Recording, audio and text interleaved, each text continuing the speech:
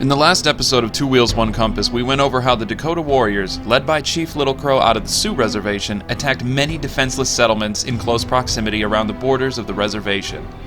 The Minnesotan army in the region was left virtually helpless. They didn't have the manpower to defend local civilian settlements, and for the most part, they were cut off from outside help.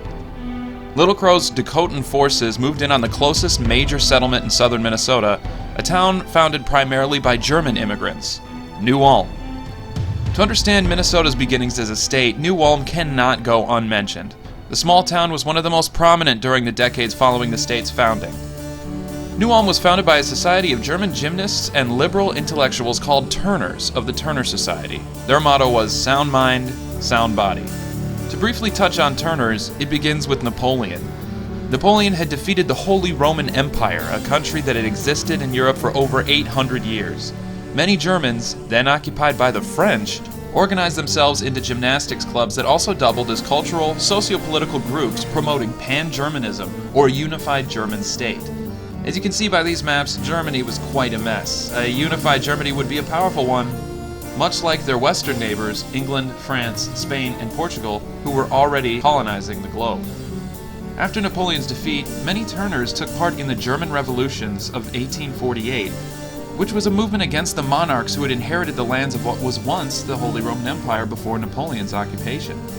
The movement was to promote freedom of the press, freedom of assembly, written constitutions, and democratic representation. Many of these ideas were made popular by the Constitution of the United States. The autocrats eventually defeated the uprisings, and many Turners moved to the United States to practice their ideals. German immigration hit its peak in the mid-19th century and is still one of the most common sociocultural origins among U.S. citizens to this day. The waves of German immigration brought the United States the concept of the Christmas tree, kindergarten, and the hot dog and hamburger.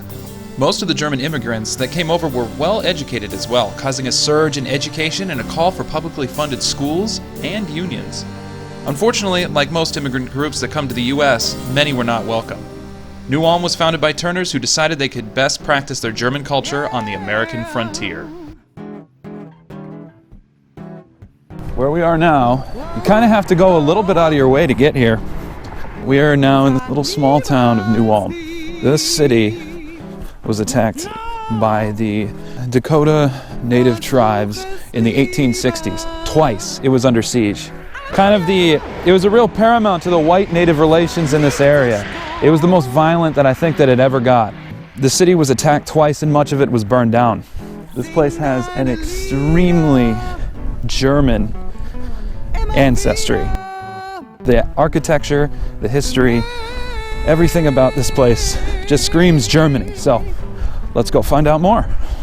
Die Welt war so gemein, ließ dir keine Chance auf den Erfolg. Sie hielt dich ständig klein, ein ganz mieses Spiel. Das arme Opfer wird ausgelacht. Ach.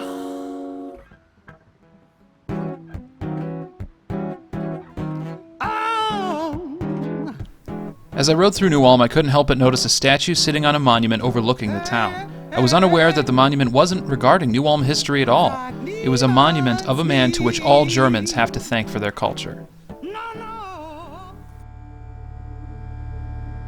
So the big statue behind me is the statue of Hermann the German.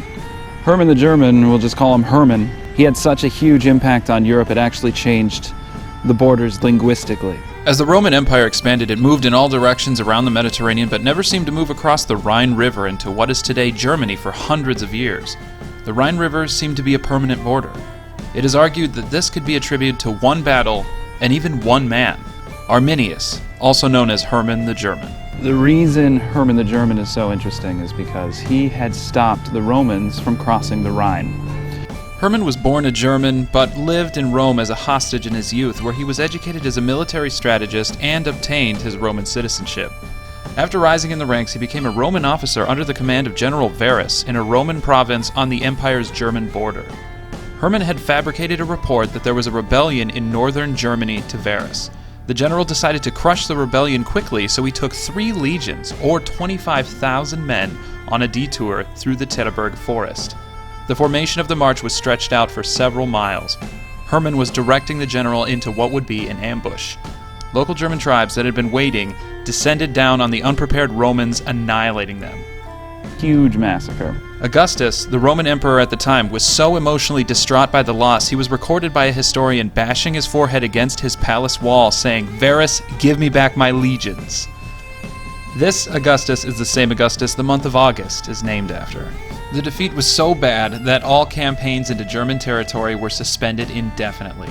If you look at these overlapping maps of languages today, you'll find that the region has remained free of Roman-influenced sublanguages. It is argued that the Battle of the Teutoburg Forest, a catastrophic Roman loss orchestrated by Hermann, is the cause of this. They call it Rome's greatest defeat. Martin Luther, who had pinned the theses to the door of the Wittenberg Church, who started Lutheranism, used to use Hermann the German as an example of fighting against Rome because of the Vatican, the Catholic Church, and their control over the Catholic communities, the abuse of power that they had. Martin Luther used Hermann the German as the framework, kind of almost as a hero figure in the fight against Rome and Catholicism, much like how he had defeated the Romans for the Germans. The majority of the people in Minnesota have Nordic last names. Jalochowski, Rimanowski, Nielsen, Nelson. There are small areas where there are different ethnic groups.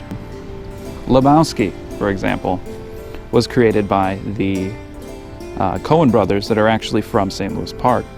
And St. Louis Park is actually a huge, vibrant Jewish community. It's also called St. Jewish Park. Not in a bad way, not in like a tongue-in-cheek way, but it's actually quite accurate. Much like how there's that enclave of people of Hebrew origin, here in New Ulm, there is German origin, surrounded by probably the majority of the countryside, which is Nordic, Norwegian, Swedish, but here it's German. Very German.